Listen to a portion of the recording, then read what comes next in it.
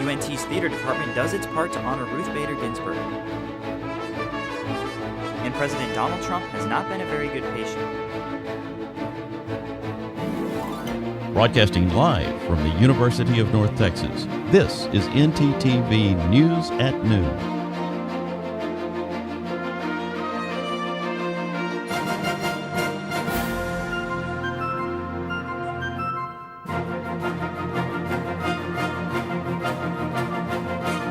Thanks for joining us on ntTV News at Noon. I'm Nathan Mayer.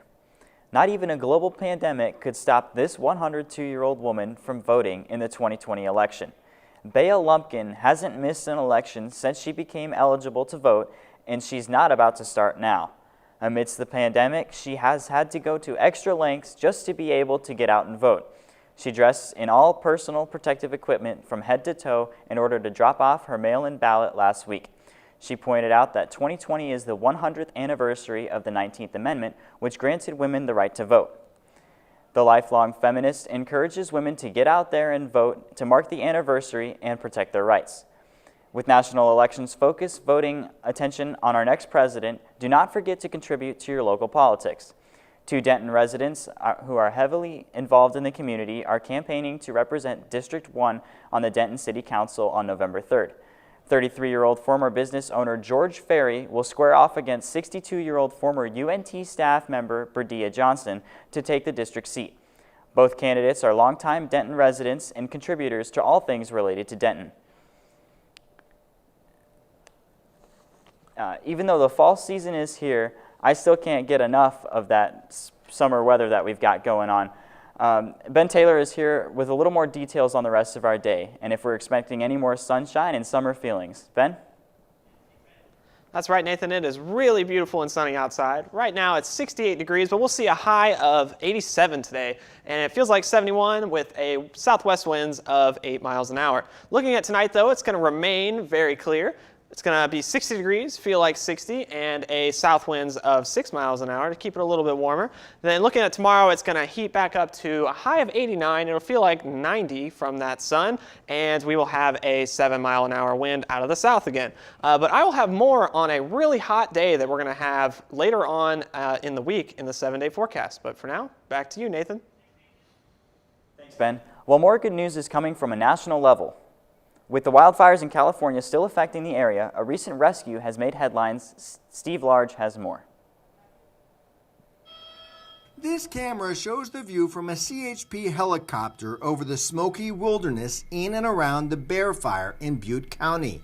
The camera zooms in and spots 4 firefighters stranded. They seemed happy to get out of where they were. Flight Officer Matt Calcutt was the paramedic on board for this rescue mission. But the complexity of this particular rescue is that it was in steep, rugged terrain, and it's also in the fire line. So it was there's all sorts of conditions that we had to take in consideration before and during the call.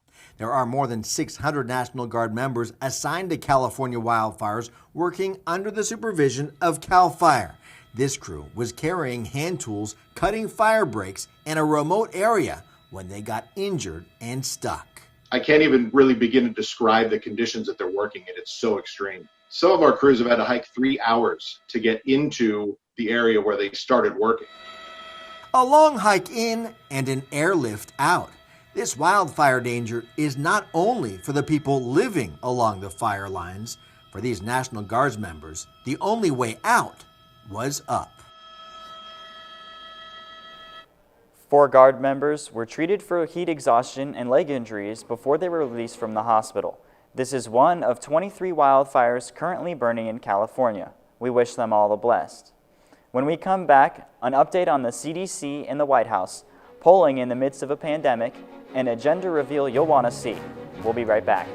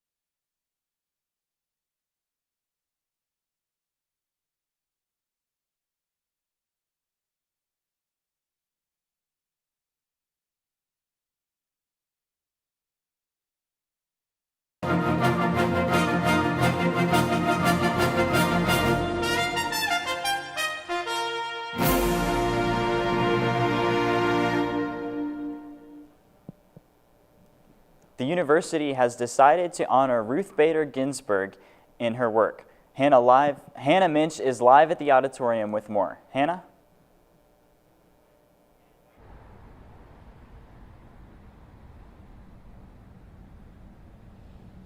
That's right, Nathan. UNT has decided to honor the late Ruth Bader Ginsburg and her life's work in justice. UNT Theater is offering free admission to the public for its upcoming virtual performances of The Diary of Anne Frank in honor of Ginsburg. She leaves behind a legacy that reflects the pride she had for her Jewish heritage and how anti-Semitism had inspired her life's work. UNT Theater hopes to continue to raise awareness about the Holocaust.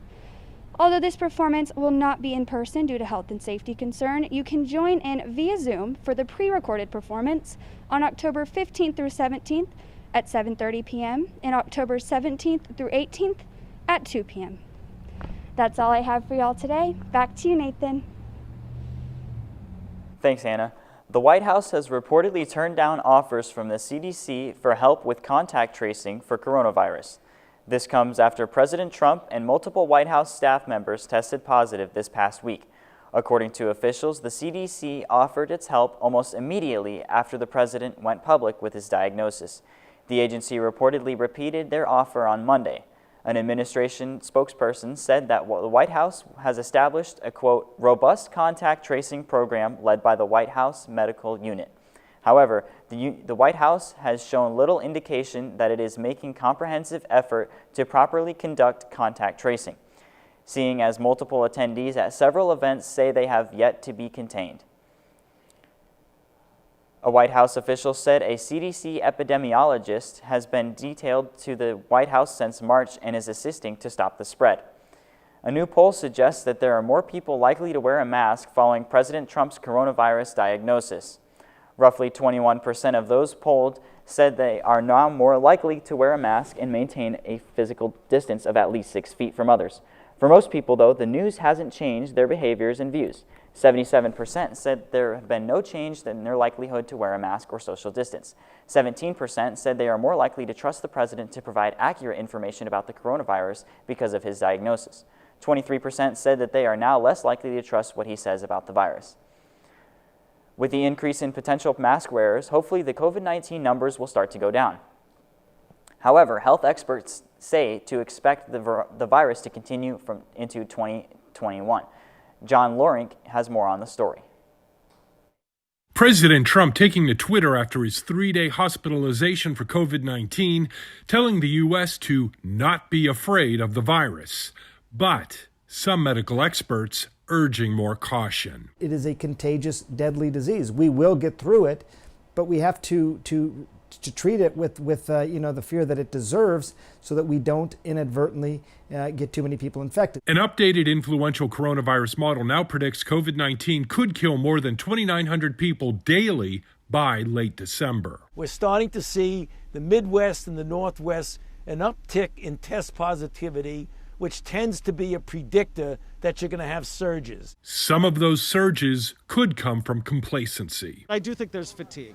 I think it's been a long 6 months. We haven't beat this disease yet. There isn't herd immunity. We need to be vigilant through the rest of this fall, winter, and probably next spring until there's a vaccine. A study from Massachusetts General Hospital found that easing pandemic social distancing measures immediately erased public health gains against the coronavirus. Some people in this country are going to be able to have a relatively normal type of a Thanksgiving, but in other areas of the country, it's going to be you better hold off and maybe just have immediate family. I'm John Lawrence reporting. Even though the holidays are approaching, it hasn't started to feel like that normal autumn weather yet. Let's go back to Ben to see if we can expect some of those fall temperatures in the near future. Ben?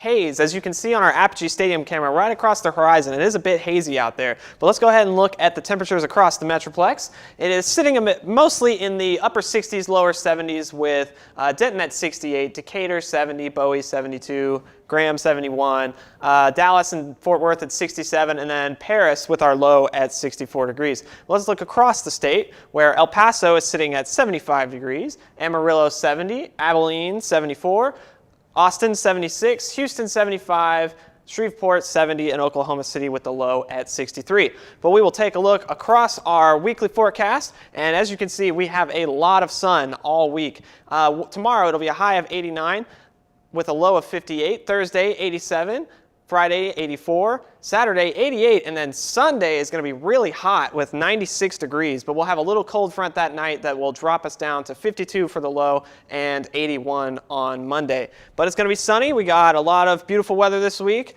and no fall yet, unfortunately, Nathan, but that's all I have for this week. Back to you. Thanks, Ben. When we return, Jocelyn Lassiter has an update for us on sports. Right, Jocelyn? That's right, Nathan. We talk about Mean Green's loss against Southern Miss. Also, we find out who received the NBA Community Award here.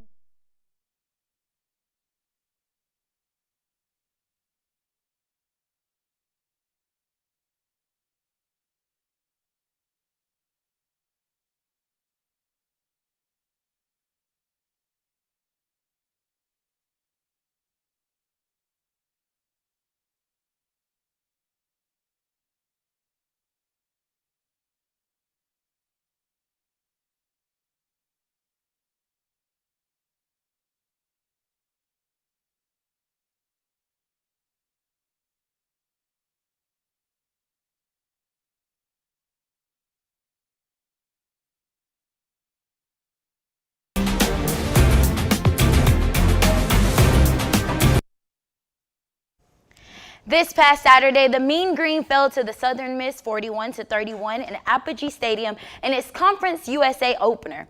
Quarterback Austin Ani is continuing to prove himself for the starting quarterback position. Ani threw for 339 yards and 2 touchdowns against Southern Miss. They are now 1-2. You can catch some more Mean Green football this Saturday against Charlotte at 7 p.m. at Apogee. At the end of the season, the NBA selects its winners for the NBA Community Assist Award. One of those recipients was our very own Dallas Mavericks player, Dwight Powell. Powell's season ended earlier this year when he ruptured his right Achilles tendon, but instead of pondering on his season ending, he decided to give back to the community. Powell has used his platform to help those who are less fortunate. Last October, with the help of owner Mark Cuban and head coach Rick Carlisle, he raised $750,000 for the Powell Children and Family Support Fund in an effort to help patients and their children cope with hardships of cancer. He created this organization when he lost his mother to breast cancer in 2012. Powell has shifted his focus to the social injustice happening in today's society. After the police killing of George Floyd, Powell attended a local visual here in Dallas along with other players of the Mavericks. During a recent interview, Powell told the news that he wanted to learn more about what was going on behind the curtain in Dallas and how decisions are made. It's always bigger than Dallas, especially for us here. It's always bigger than basketball, especially for us here in Dallas, Powell said. The NBA chose Powell and others because they use their platform and voice for engagement, empower, and support of different communities amidst unprecedented pandemic coronavirus and social justice movement following continued incidents of racialized violence against Black men and women. In addition, the NBA and Kaiser will be donating $10,000 to Powell's Foundation. Congratulations, Powell, on the community work that you do and continue to do. That's all I have for sports. Back to you at the desk, Nathan.